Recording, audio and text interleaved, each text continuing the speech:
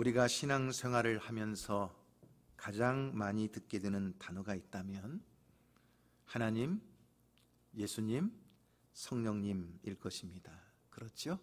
또 우리의 입에서 가장 많이 고백되는 단어도 하나님, 예수님, 성령님일 거예요. 그래서 우리가 신앙생활 하면서 하나님이 어떤 분이실까? 예수님은 누구신가? 성령님은 어떤 일을 하시는가? 하는 주제들을 몇 주간에 걸쳐서 말씀으로 은혜를 나누려고 합니다. 성경을 보면 하나님이 어떤 분이신지 참 다양한 모습으로 기록되어 있습니다. 거룩하신 하나님, 전능하신 하나님, 위대하시고 광대하신 하나님, 그리고 온유하신 하나님 등등 하나님의 여러 가지 성품과 속성들이 나옵니다. 그런데 특별히 우리가 신약성경을 읽다 보면 신약성경 안에는 하나님은 뭐뭐이시다 이렇게 기록된 말씀이 나오는데 세 군데가 있습니다. 우리가 경배해야 될 하나님이 어떤 분이신지를 가르쳐주는 가장 중요한 내용입니다. 그래서 오늘 저는 신약성경에 나오는 그 세 군데의 말씀을 찾아서 하나님이 이런 분이신구나, 그 하나님을 바로 알고 그 하나님과 늘 동행하면서 하나님께 영광 올려드리는 삶을 살기를 소망합니다. 그렇다면 첫 번째로 하나님은 어떤 분이실까요? 요한복음 4장 24절 말씀을 함께 보겠습니다. 요한복음 4장 24절 말씀, 다 같이 한번 읽어볼까요? 하나님은 영이시니 예배하는 자가 영과 진리로 예배할지니라. 하나님은 어떤 분이시라고요? 하나님은 영이세요. 이것이 신약성경에 나오는 하나님에 대한 첫 번째 선언입니다.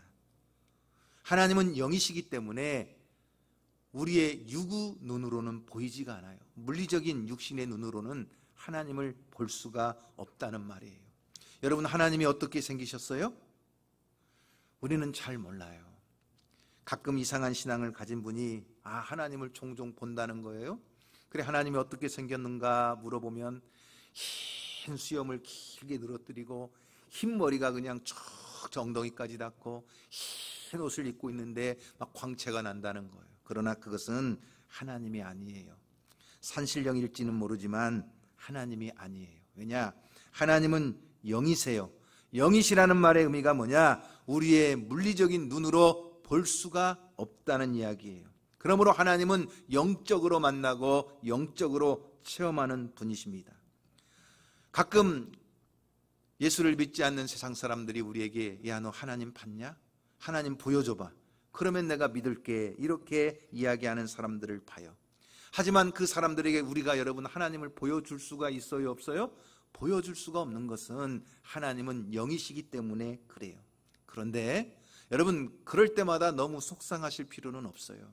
제가 TV에서 소아과 전문의가 하는 이야기를 보았는데 만 1년이 되기 전, 다시 말하면 12개월 이전의 아기들을 즐겁게 해주는 방법이 있는데 그 방법이 뭐냐? 그 아이의 얼굴에다가 가까이 가서 손으로 얼굴을 탁 가린대요. 그 다음에 까꿍 그러면 아이들이 12개월 되기 전에 아이들이 굉장히 신기해가지고 막 좋아서 깔깔거리고 웃는다는 거예요. 왜 그러느냐? 그 이유가 뭐냐? 12개월 이전의 아기들은요, 이 인식 체계가 눈앞에 보이면 존재하고 보이지 않으면 존재하지 않는다고 인식을 한다는 거예요. 그래서 손등으로 이렇게 얼굴을 가리면 눈앞에 얼굴이 있어요, 없어요? 없다고 생각을 하는데 갑자기 까꿍 하면서 얼굴이 보이니까 없었는데 갑자기 나타나니까 신기해서 아이들이 재밌어 한다는 거예요. 그러니까 여러분 생각해 보세요. 하나님 보여줘봐. 그러면 내가 믿을게. 이렇게 이야기하는 사람들은 그 영적인 인식 체계가 몇 살? 만 1년이 아직 되지 않았기 때문에 그런 말을 하는 거예요. 그렇다고 그 사람들한테 가서 너는 아직 영적인 어린아이야, 1살도 안 돼, 그렇게 이야기하면 관계도 깨지고 전도도 되지 않아요. 그러니까 우리가 그런 줄 알고 그 사람의 영적 수준에 맞추어서 우리가 서로 믿음으로 권면하고 복음을 전해야 될 줄로 믿습니다. 그런데 하나님은 영이시기 때문에 우리의 눈으로 볼 수 없지만 그 하나님을 우리가 만나고 그 하나님을 체험하고 그 하나님과 동행하는 방법이 있어요. 그 방법이 뭐냐 하면 요한복음 1장 1절 말씀에 보면 이렇게 우리에게 가르쳐 주셨어요. 다 같이 한번 읽어볼까요? 태초에 말씀이 계시니라. 이 말씀이 하나님과 함께 계셨으니 이 말씀은 곧 하나님이시니라 그랬어요.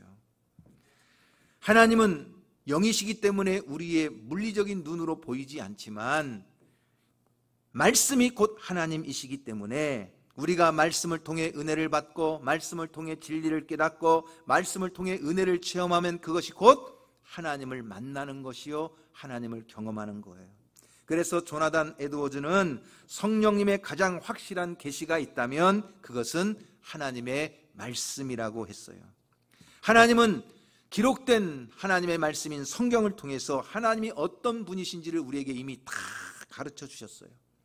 그러므로 우리가 하나님을 만나고 싶다면, 하나님이 어떤 분이신지를 알고 싶다면 그 하나님의 능력과 그 하나님의 뜻과 그 하나님의 복을 우리가 누리며 살기를 원한다면 우리가 하나님의 말씀을 통해서 은혜를 받고 그 말씀의 뜻대로 순종하고 그 말씀을 붙잡고 기도하면서 하나님의 은혜를 누리며 살아가는 거예요. 우리가 하나님을 믿는다 하면서도 말씀을 가까이 하지 않는 것은 그것은 진정한 신앙이라고 할 수가 없어요. 사랑하는 성도 여러분, 늘 말씀을 통해 하나님과 동행하고 그 하나님의 은혜와 능력을 체험하며 주님과 동행하는 성도가 되기를 주님의 이름으로 축복합니다. 그러면 여러분, 오늘 하나님은 영이시기 때문에 그 영이신 하나님 앞에 영과 진리로 예배하라고 예수님께서 말씀하셨어요. 이 요한복음 4장 24절 말씀을 예수님께서 어떤 배경에서 말씀하셨는지를 우리가 먼저 이해하는 것이 굉장히 중요해요. 과거 구약시대에 보면 이스라엘 나라는 다윗 왕 시대의 가장 강대한 나라였어요.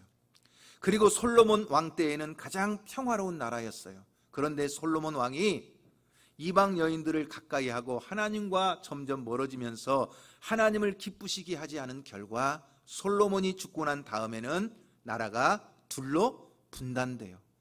그래서 북쪽은 10지파를 중심으로 해서 북이스라엘 나라를 세우게 되고 남쪽은요 2지파를 중심으로 해서 남유다 나라를 세우게 됩니다. 그렇게 세월이 흘러가다가 BC 722년에 북이스라엘이 먼저 아수르 제국에 의해서 멸망을 당하게 됩니다. 그런데 이 아수르 제국의 식민지 정책이 뭐냐 하면 혼혈 정책이에요. 자기들이 정복한 나라가 다시 반기를 들고 반란을 일으키지 못하도록 하기 위해서 어떤 방법을 쓰냐면 혼혈을 만들어 버리는 거예요. 그래서 북이스라엘에 거주하던 주민들을 저 아수르 지역의 땅으로 강제 이주시켜서 그 지역 주민들과 섞여서 혼혈이 되게 하는 것이고, 또 아수르 지역에 있는 사람들을 북이스라엘로 데리고 와서 거기에서 함께 섞여 살면서 혼혈이 되게 만들어 버리는 거예요. 그래서 사마리아인, 그러면 유대인들이 경멸하는 이유는 뭐예요? 그 사람들은 순수한 유대인의 혈통이 아니라 혼혈이기 때문에 그렇게 싫어하는 거예요. 그런데 이 아수르 제국이 그 다음 바벨론 나라에 의해서 멸망을 하게 됩니다. 그리고 이 바벨론 제국은 남유다를 정복하게 되는데 남유다도 BC 586년에 바벨론 느부갓네살 왕에 의해서 완전히 멸망을 합니다. 그런데 이 바벨론 제국의 식민지 정책은 뭘까요? 멸망한 아수르 제국의 정책을 그대로 할 리가 없어요. 그러니 바벨론 제국의 식민지 정책은 뭐냐면 인질 교육이에요. 자기들이 정복한 나라 가운데 젊은 소년들 가운데에서 똑똑하고 잘생기고 예의범죄를 알고 잘 교육받은 사람들을 데려다가 바벨론 교육을 시켜서 바벨론화 만들어 버리는 것이에요. 이것이 바로 바벨론의 식민지 정책이었어요. 그래서 다니엘과 그 세 친구들도 끌려가고 에스겔과 제사장과 1만여 명도 끌고 가고 나중에는 그 예루살렘 주민들이 많이 끌려가게 돼요. 예루살렘에서 바벨론에 끌려간 사람들은 더 이상 성전이 없어요. 성전이 없다 보니까 그들은 하나님께 예배하고 하나님을 경외할 수가 없어요. 그래서 그들이 말씀을 가르치고 말씀을 나누기 위해서 그 바벨론 포로 생활 가운데 자기들의 공동체를 만들었는데, 그것이 뭐냐면 회당이라고 하는 거예요. 그래서 회당이라고 하는 것이 바로 이 바벨론 포로 기간에 생겨나게 됩니다. 그런데 영원할 것 같았던 이 바벨론 나라도 얼마 가지 못해요. 그래서 페르시아의 고레스라고 하는 황제에 의해서 결국 바벨론도 멸망을 하게 됩니다. 바벨론의 멸망 후에 페르시아의 고레스 황제가 바벨론 나라에 보니까 너무나 각 나라에서 끌려온 포로들이 너무나 많은 거예요. 그래서 고레스가 칙령을 내게 됩니다. 그 고레스 칙령이 뭐냐면, 너희들이 원하기만 하면 너희들이 원하는 고국으로 다시 돌아갈 수 있다. 언제든지 돌아가서 너희가 다시 성전도 세우고 너희들의 신을 섬기도록 그렇게 하는 것입니다. 그래서 약 10만 명이나 되는 많은 사람들이, 바벨론 땅에 거주하고 있던 유대인들이 다시 예루살렘에 돌아오게 됩니다. 그 1차 포로 귀환을 한 중심 인물이 누구냐면 총독 스룹바벨과 제사장 여호수아입니다. 그들이 예루살렘에 돌아와서 제일 먼저 하는 것은 여러분 뭐예요? 성전을 다시 세우는 거예요. 그리고 하나님을 다시 예배하고 하나님을 경배하기를 원했어요. 그런데 문제는 뭐냐? 저 북쪽에 살고 있던, 사마리아에 살고 있던 혼혈이 되어버린 이 사람들도 같이 와서 우리도 같이 성전 짓고 우리도 같이 하나님 섬기자는 거예요. 그런데 보니까 이들은 혼혈일 뿐만 아니라 그들의 신앙도 이미 이방신들과 합쳐져서 더 이상 하나님만을 경외하는 순수한 신앙이 아니었기 때문에, 안 돼, 너희들하고는 같이 성전을 지을 수도 없고 너희들하고는 같이 하나님을 경배할 수도 없어, 거절을 하게 됩니다. 그러자 사마리아인들이 계속적인 회방을 놓게 되고, 그래서 많은 어려움들을 당한 끝에 결국은 성전을 완성하게 됩니다.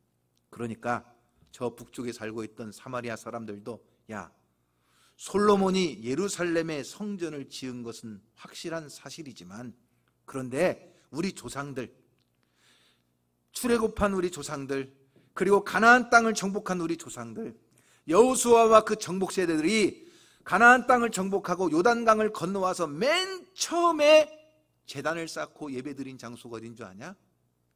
예루살렘이 아니야. 여러분 어디였을까요? 그리심산이야. 그리심산에서 축복을 선포하고 거기에서 제단을 쌓고, 가나안을 정복한 우리 조상들이 맨 처음 제단을 쌓고 하나님께 제사 드린 곳이 그리심산이야. 그러니까 이 사마리아인들이 어디에다가요? 그리심산에다가 자기들만의 성전을 세우고 자기들만의 예배를 드리기 시작하는 거예요. 바로 요한복음 4장의 말씀은 예수님께서 그 사마리아 지역을 통과하시는데 그 우물가에서 한 여인을 만나요. 이 여인이 이런 질문이 생겼어요. 남쪽에 있는 유대인들은 예루살렘에서 성전에 가서 예배를 하고, 여기 북쪽에 있는 우리 사마리아인들은 그리심산에 있는 성전에 가서 예배를 드리는데 어디서 드리는 예배가 진짜 예배입니까? 이렇게 물어보는 거예요. 그런데 예수님께서 뭐라고 대답하시는 것이죠? 이 산에서도 말고 저 산에서도 말고, 다시 말하면 어떤 장소에서 드리는 예배가 중요한 예배가 아니다. 어떤 형식으로 드리는 예배가 중요한 것이 아니다. 정말 하나님 앞에 예배할 때 가장 중요한 것은 뭐냐? 하나님은 영이시기 때문에 예배하는 예배자는 그 하나님 앞에 영과 진리로 예배하는 것이 진짜 예배다, 이렇게 말씀하시는 거예요. 달리 표현하면 요즘 코로나19 때문에 어떤 분들은 주님의 교회에 나와서 예배를 드리고, 어떤 분들은 여러 가지 건강의 염려 때문에 교회에는 나오지 못하지만 가정에서 온라인으로 예배를 드리요. 중요한 것은 어떤 장소에서 예배를 드리느냐보다 더 중요한 게 뭐라고요, 여러분? 영과 진리로 예배하느냐, 예배자의 자세가 중요하다는 것입니다. 그렇다면 여러분, 우리는 여기에서 다시 한번 생각해야 됩니다. 영과 진리로 드리는 예배는 어떤 예배예요? 여러분, 어떻게 예배하는 것이 그러면 영과 진리로 예배하는 것이죠? 정말 어떻게 예배하는 것이 하나님이 기쁘게 받으시는 영과 진리의 예배라고 말할 수가 있지요? 이것을 저는 여러분들에게 대답하기 위해서 덴마크의 실존주의 철학자였던 키에르 케구르의 설명을 여러분들에게 말씀을 드리려고 합니다. 키에르케고르가 살던 북유럽은 종교개혁 이후에 당시 태어나면 자동적으로 유아 세례를 받고 자동적으로 그냥 기독교인이 되는 그런 시대였어요. 그러다 보니까 신앙이 자연스럽게 형식적이 됐어요. 그냥 습관적이 됐어요. 그러다 보니까 예배에 감격도 없고 또 은혜도 사라지고, 그래서 형식적이고 습관적인 신앙생활을 하는 사람들을 보면서 키에르케고르가 우리가 그렇게 습관적인 신앙이 아니라 하나님 앞에 단독자로 서서 하나님 앞에 홀로 내 믿음을 고백할 때 진정한 신앙인이요, 우리가 하나님 앞에 나와서 예배할 때는 어떤 형식이 중요한 것이 아니라 우리의 마음의 자세가 중요한데 영과 진리로 예배해야 된다는 거였어요. 그러자 많은 사람들이 물어요. 그러면 어떻게 예배하는 것이 정말로 영과 진리로 예배하는 것입니까? 그러자 키에르케고르가 영과 진리로 드리는 예배, 옛날 성경에는 신령과 진정으로 이렇게 돼 있죠. 영과 진리로 드리는 예배가 무엇인지를 설명하는데 연극을 가지고 비유로 설명을 했어요. 바로 이런 내용이에요. 여러분들이 뮤지컬이든지 오페라든지 연극이든지 보러 가면 무대에 올라가서 연기하는 배우가 있고 객석에 앉아서 관람하는 관객이 있어요. 그렇죠? 예배도 마찬가지라는 거예요. 예배도 어떤 사람은 무대에 올라가서 연기하는 배우처럼 예배를 드리는 사람이 있고 어떤 사람은 객석에 앉아서 구경하는 관객처럼 예배를 드리는 사람이 있다는 거예요. 자, 여러분들이 생각할 때 그러면 예배 시간에 무대에 올라가서 연기를 하는 배우는 누구예요? 얼른 이렇게 생각하는 사람들이 있을 수 있어요. 설교하는 목사님, 대표 기도하시는 장로님, 이렇게 찬양하는 우리 찬양대원, 또 헌금 봉헌하는 우리 안수 집사님, 이분들은 무대에 올라가서 연기를 하는 배우고 나머지 성도들은요, 우리는 객석에서 구경하는 관객이고, 혹시 이렇게 생각하신다면 그분은 절대적으로 잘못 생각하고 계시는 거예요. 영과 진리로 드리는 예배는 뭐냐? 객석에는 오직 하나님 한 분만 앉아 계시고 모든 예배자는 바로 이 무대에 올라가서 연기하는 연기자라는 거예요. 모든 예배자가. 그래서 홀로 앉아 계시는 하나님만을 기쁘시게 하고 그 하나님께만 영광 올려드리도록 모든 성도는 바로 이 무대에 올라간 배우처럼 그렇게 예배를 해야 된다는 거예요. 그러면 여러분, 내가 정말 지금까지 예배 드릴 때마다 객석에서 구경하는 관객으로 예배를 드렸는지, 아니면 무대에 올라가 영과 진리로 하나님을 기쁘시게 하도록 내 마음을 쏟아 예배하는 예배자였는지, 무엇을 가지고 알 수 있느냐? 몇 가지 여러분 점검 질문을 제가 한번 드릴게요. 여러분들이 한번 자신을 한번 점검해 보세요. 첫 번째 질문은 뭐냐? 연극이 오전 11시에 시작해요. 그러면 관객들은 몇 시까지만 들어가면 돼요? 김혜진 집사님, 연극이 11시에 시작해요. 몇 시까지만 들어가면 돼요? 극장 안에. 네, 11시까지만 들어가면 되죠. 10분 전에 들어가면 아주 품격 있는 관객이고 11시까지만 들어가도 돼요. 혹시 11시가 넘어가면요, 1막 끝나고 2막 그 중간 사이에 들어가도 괜찮아요. 그런데 여러분, 배우는요, 오전 11시에 연극이 시작한다. 몇 시까지 가야 돼요? 몇 시까지요? 예? 10시 반까지 30분 전에는 가야 된다. 아니에요. 천만의 말씀이에요. 11시에 연극이 시작한다면 배우들은요, 충분히 연극을 할 수 있도록 리허설을 하고 분장을 하고 복장을 갖춰 입을 수 있는 충분한 시간 안에 가는 거예요. 그러니까 몇 시간 안에 가는 거예요. 바로 이것이 배우와 관객의 차이예요. 여러분들은 하나님 앞에 예배 드리기 위해서 내가 정말 충분히 하나님 앞에 내 마음을 준비하고 정말 하나님 앞에 나 자신을 드리기 위해서 충분한 그러한 시간을 가지고 하나님 앞에 나와서 예배를 드리고 있는가? 자기 자신을 점검해 볼 필요가 있어요. 두 번째 질문을 한번 해볼까요? 관객들은 연극을 보면서 야, 저 사람은 연극을 잘한다. 야, 저 사람은 연극을 못한다. 야, 저 사람은 눈물 연기가 정말 어쩌면 저렇게 잘할까 평가를 할 수가 있어요. 그러나 무대에서 연기를 하는 배우들은 평가를 할 수 있을까요? 없을까요? 평가를 하지 않아요. 그러므로 여러분, 우리가 예배를 드리면서도 자꾸만 오늘은 찬양대 찬양이 박자가 틀렸다, 오늘은 장로님 기도가 맞춤법이 틀렸다, 자꾸만 그렇게 평가하기 시작한다면 나는 지금 하나님 앞에 무대에 올라가 있는 연기자로 예배하는 거예요? 아니면은 객석에서 구경하는 관객으로 예배하는 거예요? 여러분, 우리 자신을 한번 잘 점검해 보세요. 또 하나, 세 번째 점검 질문을 한다면 이거예요. 연극이 다 끝났어요. 연극이 끝난 후에 관객들은 어떻게 하죠? 이제 나가서 밥 먹으러 가든지 뭐 다른 스케줄 향해서 가든지 그냥 나가면 돼요. 하지만 연기자들은 어떻게 하느냐? 연극이 끝난 다음에 뭘 해요? 그 다음 연극을 준비하는 거예요. 바로 이것이 관객과 연기자의 다른 점이에요. 오늘 우리가 하나님 앞에 영과 진리로 예배한다는 것은 우리가 단순히 객석에서 구경하는 관객으로 예배하는 것이 아니라 정말 무대에 올라가서 자신의 모든 혼신을 다하여 연기하듯 우리가 그렇게 하나님을 기쁘시게 하도록 하나님 앞에 영과 진리로 예배해야 될 줄로 믿습니다. 그래서 우리가 영과 진리로 예배하기 위해서는 반드시 하나님 앞에 나아갈 때에 두 가지를 가지고 나아가야 돼요. 여러분, 그 두 가지가 뭘까요? 어떤 분은 성경책하고 찬송가요 이렇게 이야기할지 모르지만 아니에요. 정말 하나님이 기쁘게 받으시는 영과 진리로 예배하기 위해서 모든 예배자가 하나님 앞에 나아갈 때마다 꼭 가지고 가야 될 두 가지가 있는데 그 두 가지가 뭐냐?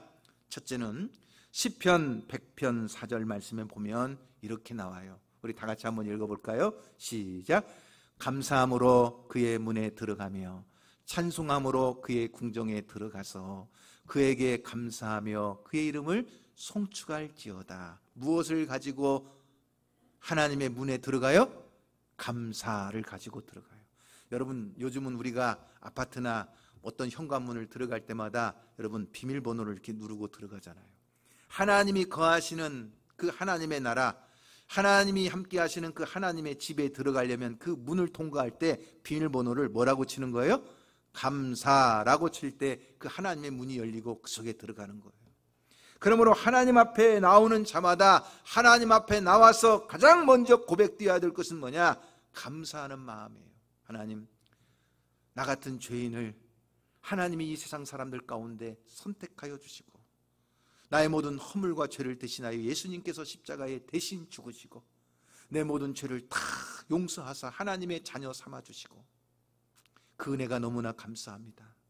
지난 한 주간 동안도 세상에 살 때 하나님이 나를 지켜주시고 오늘도 이렇게 주님 앞에 나와 예배할 수 있도록 내 걸음을 인도하시고 내 마음을 인도해 주셔서 감사합니다. 하나님 앞에 무엇을 고백하는 거예요? 감사를 고백하며 그 감사 찬송으로 하나님 앞에 나아가는 거예요. 또 하나, 하나님 앞에 영과 진리로 예배하기 위해서 우리가 반드시 가지고 나가야 될 것이 있는데 또 한 가지가 뭐냐 하면 열왕기상 18장을 우리가 읽다 보면 이런 말씀이 나와요. 엘리야 선지자가 저 갈멜산에서 이방 선지자들과 대결을 해요. 그래서 하나님이 그 엘리야의 제단에 응답하시고 임재하시도록 하나님의 이름을 부르며 간구하는데 그 하나님의 이름을 목천껏 부르기 전에 먼저 엘리야가 한 것이 있어요. 열왕기상 18장 30절 말씀을 우리가 다 같이 한번 읽어보세요. 한번 읽어볼까요? 시작. 엘리야가 모든 백성을 향하여 이르되 내게로 가까이 오라. 백성이 다 그에게 가까이 가매 그가 무너진 여호와의 제단을 수축했다는 거예요. 제단을 뭐 했어요? 수축했다는 거예요. 제단을 수축했다는 말은 다른 말로 하면 회개했다는 거예요. 무너진 제단을 다시 수축하듯 우리의 삶에 무너지고 망가지고 그리고 죄에 넘어지고 얼룩진 우리의 삶을 하나님 앞에 다시 회개하는 거예요. 그래서 하나님 앞에 예배하는 자마다 반드시 하나님 앞에 나와서 고백해야 될 두 번째가 뭐예요? 회개하는 마음이에요.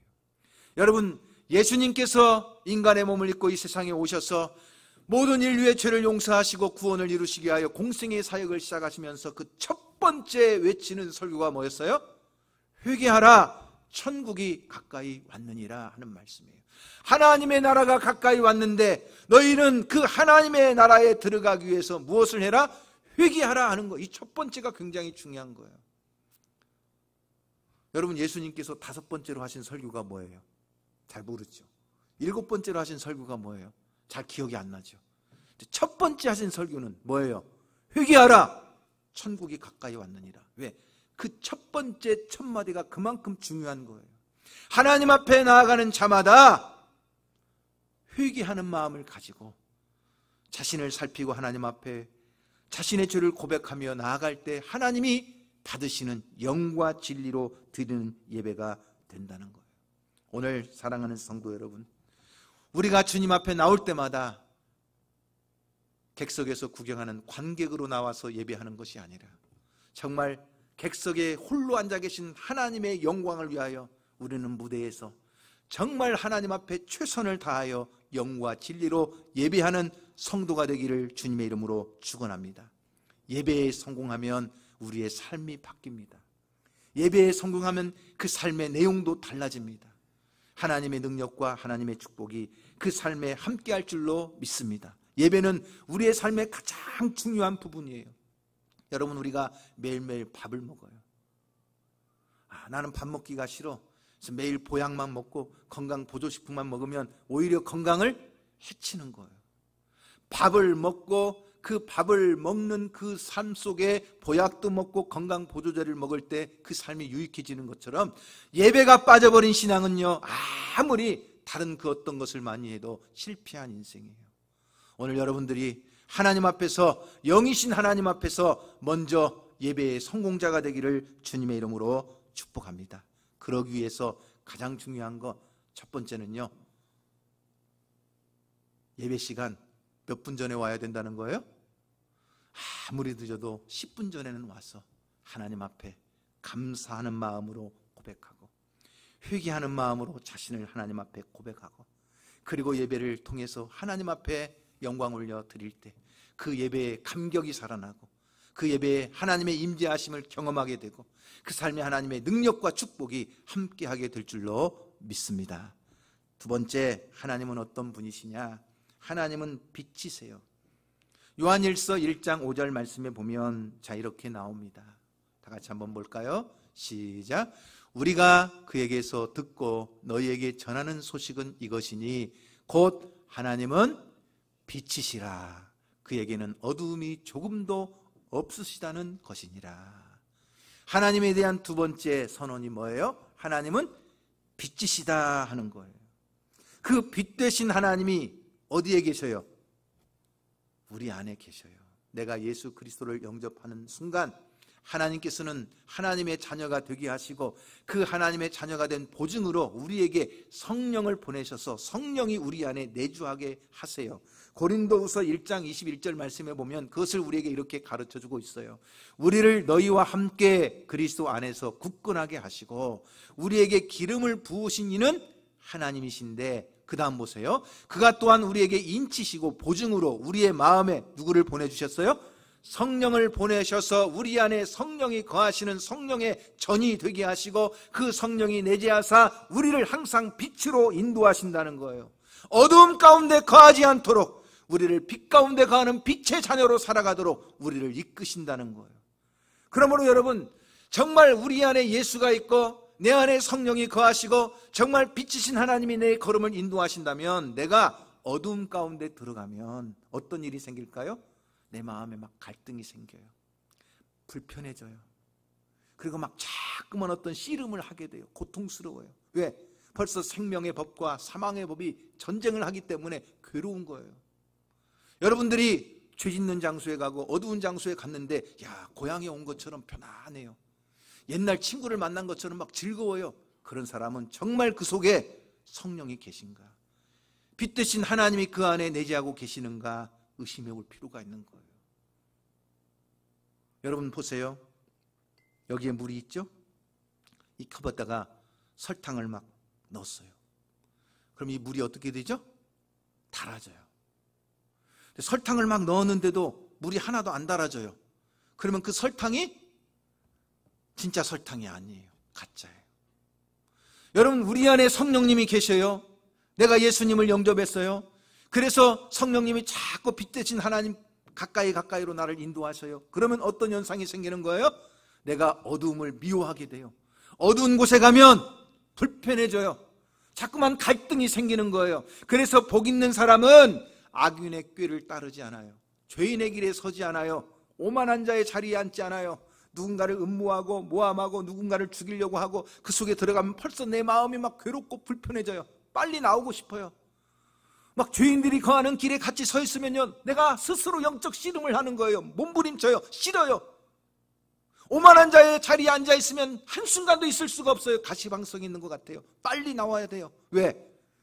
하나님이 빛이시기 때문에 내가 어두움 가운데 거하는 것을 싫어하는 거예요. 성령님이 벌써 슬퍼하시는 거예요.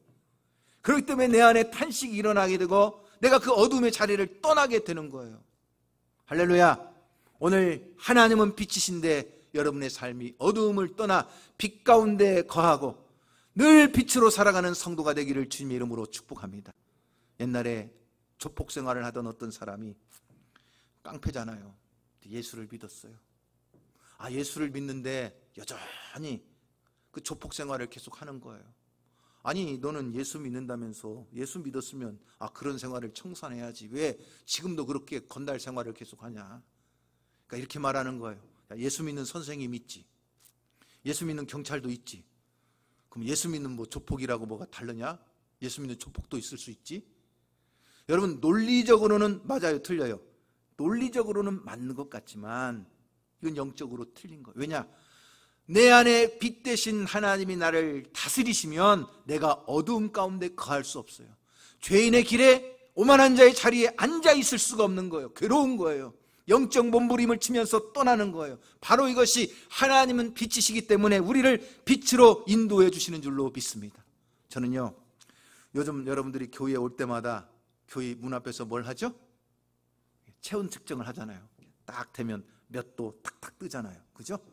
그런 것처럼 저는 가끔 이런 생각을 해요. 우리 교회 성도들이 교회에 딱 들어올 때마다 체온 측정하듯이 그분들이 일주일 동안 세상에서 어떻게 살았는가, 그 영적인 신앙에 딱 체크하면 얼마나 좋을까.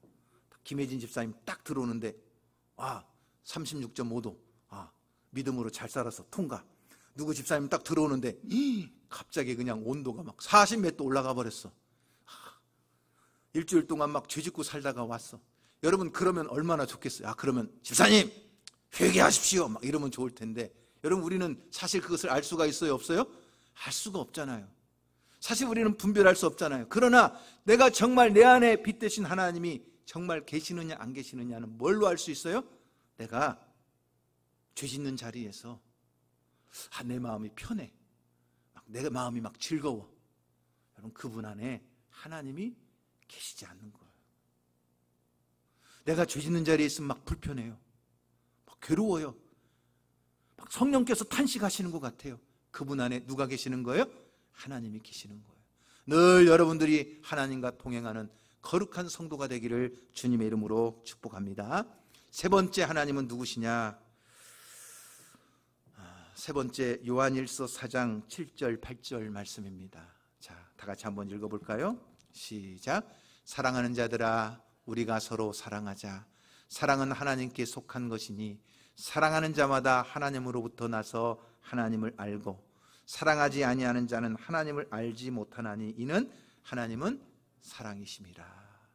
하나님은 사랑이심이라. 하나님은 사랑 자체예요. 그러므로 하나님이 우리 안에 오시면 우리의 삶의 사랑의 폭이 커지는 거예요. 여러분, 우리의 인간의 감정이라는 것은요, 얼마나 연약한지 몰라요. 나한테 잘해주는 사람을 사랑하게 돼 있어요. 나를 미워하고 나를 욕하고 나를 괴롭게 하는 사람은요, 미워하게끔 돼 있어요. 이것이 우리 연약한 인간의 감정이에요. 그래서 이 미움의 감정이라는 것이 얼마나 대단한 영향력을 가지고 있느냐.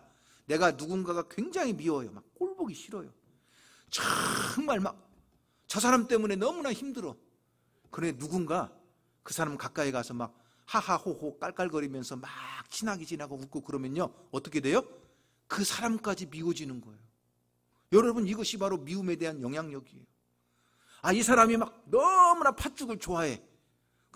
내가 미워하는 저 사람이 팥죽 먹는 꼴이 보기 싫으니까 난 팥죽이 싫어지는 거예요. 이 정도로 여러분 미움이라는 것이 영향력이 커요. 그런데 하나님은 사랑이세요. 우리 육신의 감정, 내 의지나 노력을 가지고는 나한테 잘해주는 사람을 사랑하고 나를 미워하는 사람은 함께 미워할 수밖에 없지만, 하나님은 사랑이시기 때문에 사랑의 하나님이 나를 다스리시고 그 하나님의 은혜가 내 삶에 넘치기 시작하면 미워할 수밖에 없는 사람을 사랑하게 돼요. 원수까지도 용서하게 돼요. 더 나아가서는 그 사람까지도 관계를 회복하고 사랑할 수 있게 되는 거예요. 바로 그것이 하나님이 우리 안에 거하시는 증거예요. 이것은 내 감정의 문제가 아니라 은혜의 문제예요. 하나님의 은혜가 넘치고 하나님이 나를 다스리기 시작하니까 사람들이 사랑스러워 보이기 시작하는 거예요. 내 은혜가 메말라 버리고 하나님으로부터 멀어지니까 사람들이 갑자기 뭐 하기 시작하는 거예요? 미워지기 시작하는 거예요. 오늘 여러분들이 성도들을 볼 때마다 성도들이 사랑스러워 보이십니까? 아니면 성도들이 막 꼴보기 싫어지십니까? 그것은 내 안에 정말 은혜가 넘치고 있는가? 은혜가 메말라가고 있는가? 이 은혜의 문제예요. 어떤 교회에 가면 어떤 교회는 막 사랑이 막 넘치는 것 같아요. 따뜻해요. 그런 교회의 특징은 뭐예요?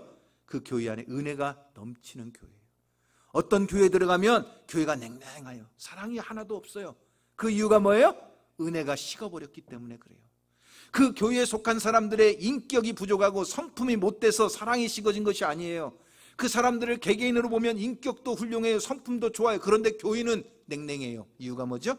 은혜가 식어버렸기 때문이에요. 내 감정의 문제가 아니라 은혜의 문제라는 거예요. 그런데 하나님은 사랑이세요.